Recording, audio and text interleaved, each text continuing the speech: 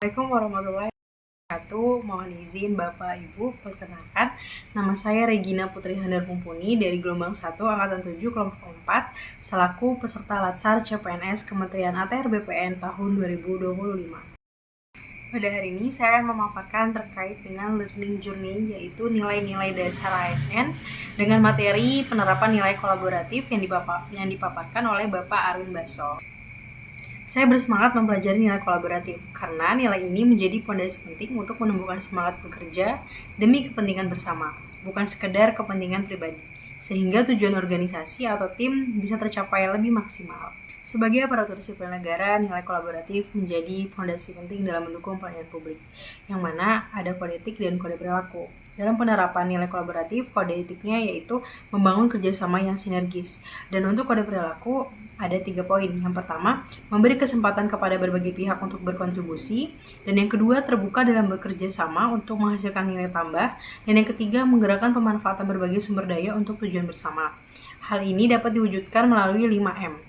Man, mesin, metode, money, dan material, sehingga setiap upaya yang dilakukan dapat lebih efektif dan berdampak nyata bagi masyarakat. Sebagai turunan dari ketiga kode perilaku dalam nilai kolaboratif, yaitu diwujudkan melalui perwujudan perilaku dari nilai kolaboratif ada 9 poin.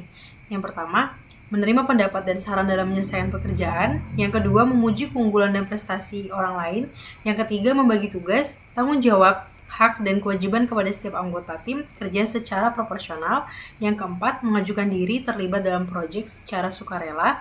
Yang kelima, bersinergi dengan pihak-pihak terkait dalam penyelesaian pekerjaan. Yang keenam, mengakui saat berbuat kesalahan. Dan yang ketujuh, mendorong rekan kerja, atasan, dan bawahan untuk dapat terlibat aktif dalam pencapaian tujuan instansi. Dan yang kedelapan, membangun komunikasi yang efektif dalam berkoordinasi dengan tim kerja.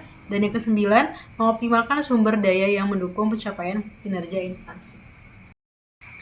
Dalam Zoom tadi juga dipaparkan terkait dengan video singkat tentang kehidupan semut yang dapat kita ambil nilai kolaboratif yang bisa diterapkan dalam kehidupan sehari-hari.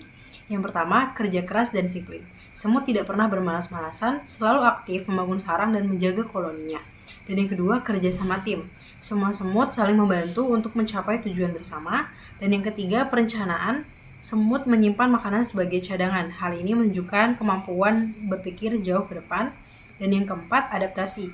Semut mampu menyesuaikan diri dengan lingkungan dan menemukan solusi untuk mengatasi tantangan yang ada. Dan kelima, empati. Semut mengutamakan kepentingan koloni di atas kepentingan pribadi. Dan yang keenam, kesabaran serta berpikir jangka panjang. Semut bersikap sabar, mampu merencanakan tindakan dengan mempertimbangkan masa depan, bukan hanya hasil instan. Dan yang terakhir, yang ketujuh, unity in diversity. Walau memiliki peran berbeda dalam koloninya, semut tetap bersatu demi menjaga kelangsungan hidup bersama.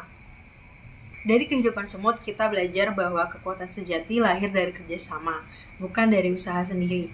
Semut mengajarkan kita arti kerja keras, disiplin, terencana, kebersamaan, demi tujuan bersama.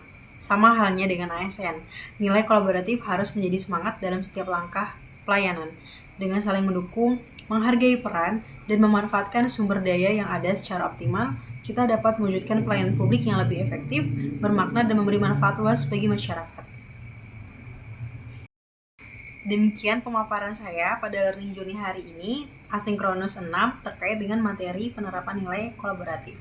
Terima kasih atas perhatian Bapak Ibu. Saya ucapkan wassalamualaikum warahmatullahi wabarakatuh.